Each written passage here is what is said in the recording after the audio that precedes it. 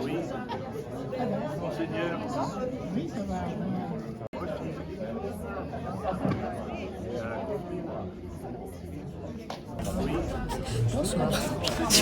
Ah, mais il faut qu'il y ait quelqu'un qui reste là, hein, parce que là, le premier qui passe. Ah, Patrick, le grand Patrick.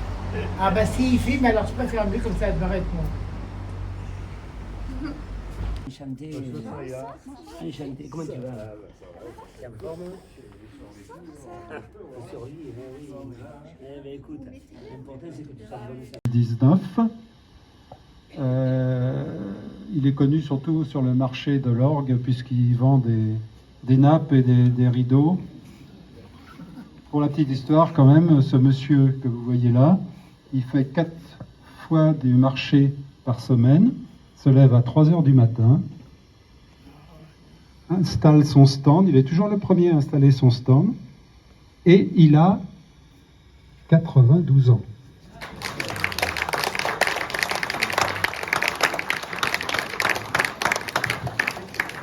Ensuite, nous avons Patrick Pouly, qui lui également fait partie depuis le début. Voilà. Ensuite, les nouveaux. Les nouveaux, on a monsieur Rémi Cousin, que certains connaissent. C'est lui le narrateur dans le film que vous venez de voir, avec bon accent du Sud. Voilà. Ensuite, nous avons quelques collaborateurs sympathiques. Jeune stagiaire. Jeunes stagiaires. Notre ami Bobo, sifflez-le. Et puis Patrick Jourdeuil, qui lui vient de l'orgue, d'Oriol, pardon, et qui vient de temps en temps nous aider à filmer, à prendre les vues, etc. Mais pour lui, c'est un petit problème, c'est la distance, quoi. Voilà. Bon. Donc, non, mais j'ai pas oublié, mais je garde. On a également Jean-Michel, dit Balou, donc.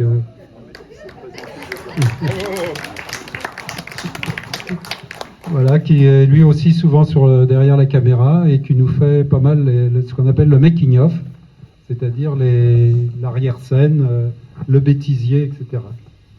Donc un petit résumé de l'association. Rémi, je te donne le flambeau. Bah, il me l'a donné, je le prends. Hein. Bonsoir.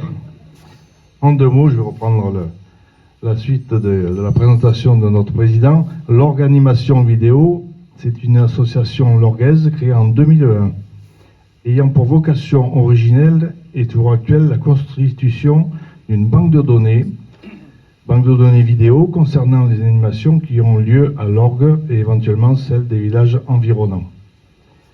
Elle compte à ce jour 8 adhérents amateurs passionnés par les prises de vue et le montage de films. Et elle accueillerait volontiers d'autres personnes qui seraient intéressées par cette activité utile et ludique. Son nouveau président, Jean-Jacques Boison, qui est à l'origine de cette soirée, a succédé en 2019 à Pierre Cacciadourian, lequel bien connu des Lorguais et Lorguaises, on vous l'a présenté. Ainsi, le film que nous venons de vous présenter avait l'ambition de retracer au moins en grande partie la vie de l'orgue à travers les âges, de son origine jusqu'à la fin de la Seconde Guerre mondiale. Excusez du peu. Souhaitons que nous y soyons tout de même parvenus. Quelle fut donc la vie de tournage et de construction de ce film émaillé de nombreuses péripéties? Commencé en 2006 sur une idée originale de Georges Gras, créant un premier scénario à partir des archives de Louis Nardin, il grandit lentement mais sûrement sous la houlette de 3 professionnels. La lenteur de sa réalisation, lenteur déjà due à l'évolution du matériel, eut en sus à essuyer les départs successifs des chefs de projet. Dur. L'association ne possédait qu'une caméra que qu'on qualifierait aujourd'hui de préhistorique. Plus tard, elle en acquit 2, puis 3, plus performantes. lesquels rendirent alors obsolètes les prises de vue précédentes, obligeant à reprendre des scènes déjà réalisées. Même chose pour les logiciels de montage et pour les supports, où nous sommes passés de la cassette VHS à la cassette numérique pour finir à ce jour au numérique tout court. Et chacun des chefs de projet professionnels ayant eu sa propre conception de prise de vue et de montage pour certains emporté ou tout simplement disparu, qu'il résulta alors pour eux successivement l'obligation systématique de repartir depuis le début. Malgré tous ces aléas, le film est enfin finalisé cette année, après environ 14 ans. Un bel ado, dirais-je. Présentable et présenté à vous ce soir. Merci d'avoir répondu présent à sa première diffusion publique, ici à la séance ciné-rencontre de l'Orgue.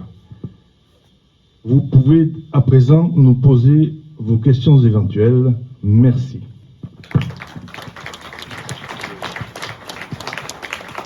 Alors, juste une petite chose, c'est que nous avons la chance d'avoir Monsieur Gras, qui s'est caché là-bas, mais qui est donc à l'origine du scénario. On a aussi Daniel Pariset, qui s'est caché aussi, qui n'a pas voulu venir nous voir. Elle est toujours là, non? Faut pas avoir peur, Daniel, hein. Qui faisait partie de l'association, mais qui nous a lâchés méchamment en partant, je sais plus, à la Seine, je crois. À la Seine-sur-Mer, hein, pas à la Seine. Voilà. On a aussi Véronique, qui est au lavoir. C'est que j'oublie, là. Non, personne d'autre? Bon, c'est déjà pas mal.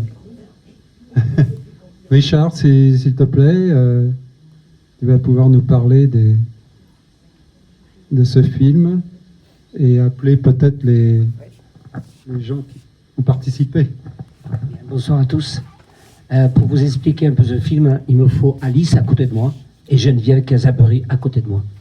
Parce que sans elle, j'aurais jamais pu faire ce film.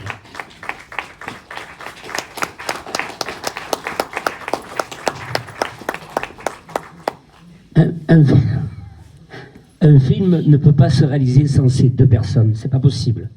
Et ce soir, je voudrais vous dire à quel point je suis touché. D'abord parce que j'ai mon frère aîné qui était dans le film et m'a beaucoup touché. Et j'ai beaucoup d'émotion d'être là ce soir. J'oublie pas M. Patrick Jourdeuil et Jean-Jacques qui ont été d'un appui exceptionnel pour moi. Et surtout au talent des autres. Je vais certainement en oublier. Mais je ne peux pas oublier Alice, parce que Alice est une personne qui a énormément de talent. C'est une réalisatrice qui va aller de plus en plus haut, et en tout cas, c'est tout le bien que je lui souhaite. Ginou, hein, Ginou, qu'est-ce que je peux dire de toi, Ginou? Ginou qui fait des costumes avec des rideaux, ça, il faut le faire. Moi, je sais que j'arriverai jamais à faire ça. Et pour son talent, j'ai envie qu'on l'applaudisse très fort.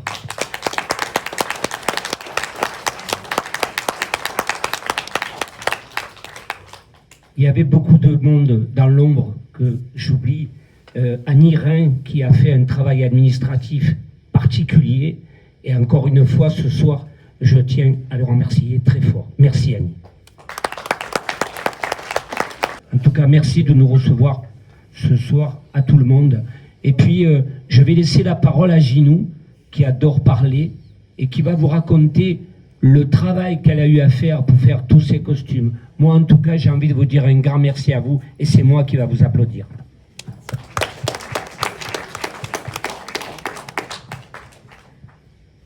Bonsoir.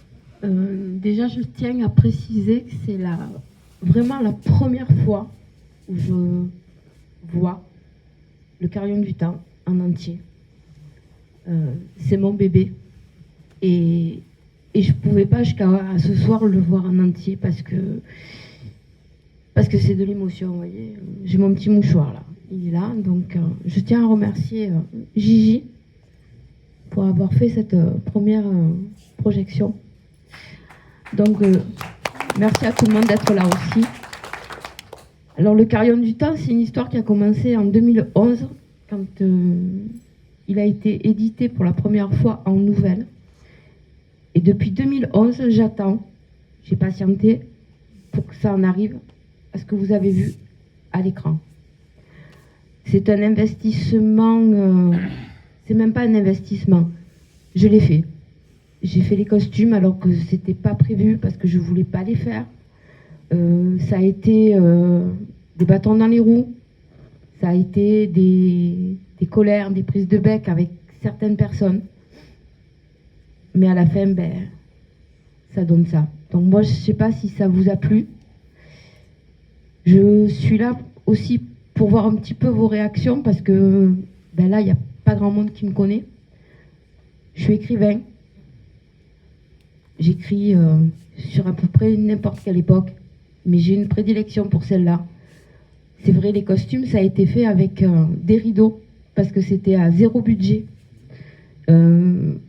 Vous avez une partie de ma maison qui a été consacrée au Carillon du Temps, c'est-à-dire que l'atelier de l'horloger, c'est chez moi, ça a été l'atelier, ça a été le cabinet de notaire. Vous avez une partie de la cuisine où j'ai monté une cuisine et un appartement complet dans ma salle à manger pour pouvoir tourner. C'est énormément de travail, d'angoisse, de stress.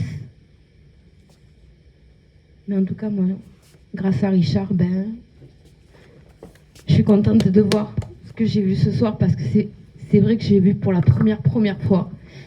Et merci. Et puis, si tu me permets, Gigi, je vais te prendre encore une petite minute. Parce que vous voyez, cette personne qui est à côté de moi a fait un travail pas possible. Je voudrais qu'elle dise 2 mots, comment elle a ressenti le film. En tout cas, nous, on a été heureux de l'avoir avec nous. Bonsoir. Donc, ça a été beaucoup de travail parce que je suis passée de script pour tout ce qui est raccord en fait dans le film, pour éviter les erreurs. J'ai été assistante réalisateur aussi. J'ai eu tous les corps de métier. J'ai des ginous aussi à la décoration.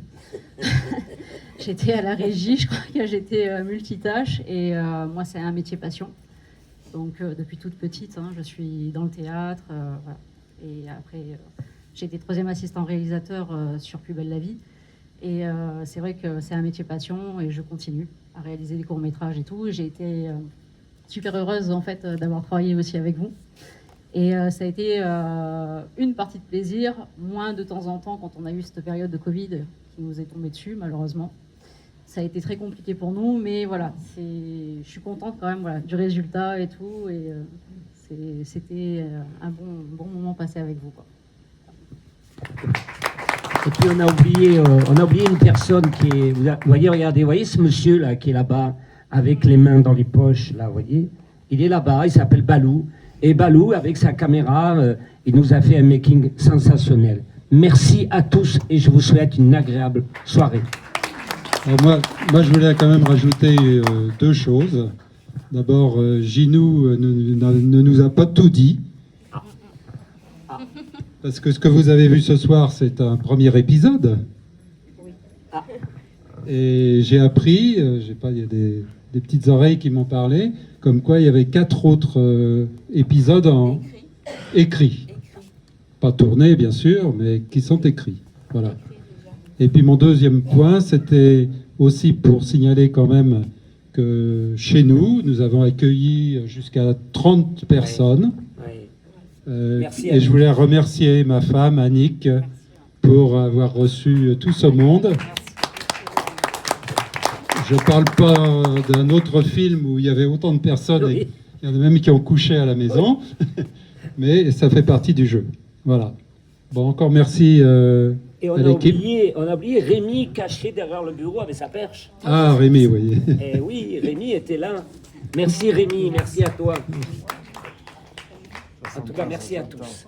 Donc, merci encore. Et merci Gigi. Là, maintenant, nous allons passer sur un autre sujet, un petit clip musical, chorégraphique, qui a été réalisé toujours par Richard, et puis avec l'équipe Patrick et, Patrick et Jean-Jacques. Et moi, derrière la caméra. C'est le Et sinon, elle fait- danseur-chanteur, c'est Alex, Alex Peretti, oui. qui n'a pas pu venir ce soir parce qu'il a beaucoup de... Il a un projet, je crois qu'il a un projet de comédie Oui, musicale. il a un projet qui s'appelle Tous Ensemble. C'est un clip pour la Coupe du Monde de foot, hein, parce que moi je suis passé du cinéma au ballon rond. Hein, je ne sais pas s'il y a des amateurs de foot dans la salle, mais en tout cas, on est tous amateurs un peu de foot et je suis un passionné. C'est pour ça qu'on fait un clip avec Alex Peretti qui s'appelle Tous Ensemble. J'espère que vous l'entendrez sur les radios bientôt. Donc là, ce soir, on va passer le premier clip qui s'appelle À nos retrouvailles. Ouais. Voilà, qui a été tourné À la Ciotat, à La Ciotat, un peu de partout. en partie à La Ciotat Et à Saint-Zacharie aussi. et à Saint-Zacharie. Voilà. Donc, il y avait d'autres choses à rajouter, non? Non. Je suis entouré de deux ravissantes jeunes femmes. Je suis un peu intimidé. Peut-être que vous avez des questions à poser. Ne nous demandez pas le budget du film parce qu'on ne vous le dira pas. C'est un secret entre Alice, Ginou et moi. On ne vous dira jamais le budget. Jamais. On aurait honte. Non. On a pu faire des grillades chez Annick et c'était très bien aussi. Voilà. On peut passer. Merci. Merci beaucoup.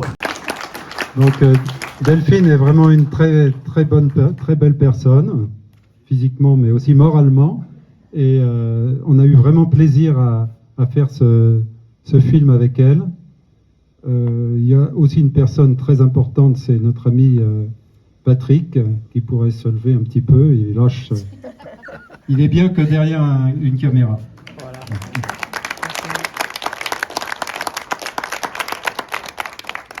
Parce que pour faire un film comme ça, on ne se rend pas compte, mais c'est le désir du client qui l'emporte, bien sûr. Donc, nous, on a une certaine vision de filmer, certes, mais aussi du montage. Et là, c'est le client qui a besoin de dire exactement ce qu'il veut. C'est pas toujours évident. Ils ont même été obligés de se déplacer 2 fois à Auriol, et la dernière a été la bonne. Donc, je passe la main à Delphine. Déjà, moi, je veux remercier énormément l'équipe du LAV parce que c'est quand même un super résultat qu'on a là. Notre objectif, c'était d'arriver à faire un petit documentaire qui explique un peu ce qu'on fait à la recyclerie, parce qu'on voit qu'on nous donne des trucs, on voit qu'on achète des trucs, mais entre les deux, il se passe quand même plein de choses. Et ça, je pense qu'on le voit moins. Donc, c'était chouette d'arriver à mettre ça en image. Et c'est un documentaire qui va déjà être... visionné, là on fait la semaine prochaine 2 fois, une fois par des CP à l'école Trucy et une autre fois on a une intervention à Pôle emploi, donc c'est chouette parce que voilà, il va déjà être utilisé pour montrer... C'est bon là, tu m'entends? Voilà, donc c'est chouette. Alors c'était 3 jours intenses, notamment un super pluvieux, donc on a dû refaire tout parce qu'on nous entendait pas quand on parlait, enfin bref, c'était rigolo. Et puis après surtout un énorme travail de Patrick, chez lui tout seul à essayer des trucs, et puis on disait non, et puis il recommençait, puis on disait non, et puis... enfin bref, voilà, et puis à la fin, en tout cas on est vraiment vraiment super content du résultat, donc un grand merci à toute l'équipe. Je crois qu'il y a même prévu une projection à Montauroux au mois de septembre. Ouais, alors j'ai pas encore tous les éléments, mais oui, on nous a demandé de faire un ciné-débat. J'ai eu David qui m'a... Voilà. Ouais, non, c'est chouette. Donc au moins ça sert à quelque chose. Sinon, il y a un making-of qui m'est arrivé, mais j'arrive pas encore à le trouver dans mes mails, mais je vais mettre la main dessus, c'est sûr. Oui, les making-of réalisés par Jean-Michel. C'est caché. Qui se cache là-bas. Et nous, il nous fait des making-of super sympas, très comiques et tout. On pourrait faire une soirée que des making-of. Bien souvent, les making-of durent plus longtemps que les films. Bon, merci Delphine. On va terminer en musique par un petit clip pareil de 3-4 minutes. Et après, on clôturera cette soirée.